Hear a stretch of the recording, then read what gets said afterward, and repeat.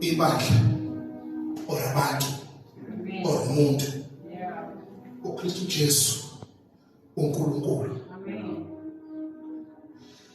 Lento ithi uma wona awuxabani nalo. Uxabana nalo. Amen. Yabo?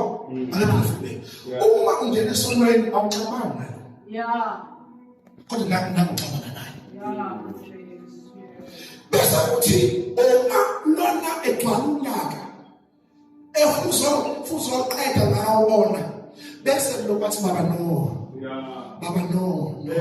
awumeka kancane ngisayomsebenza kahle lona umsebenzi wakhe ukusebenza kuze lo azoba right ngalo. Umsebenzi wakhe sizokukaqashela Kristu Jesu ukusebenza ibandla ukusebenza abantu kuze relationship yabo noNkulunkulu ibe njani ibe right. Ngoba qala before umuntu noNkulunkulu kwafika umutsha okuhlanganisa omunye wangana omunye wangana.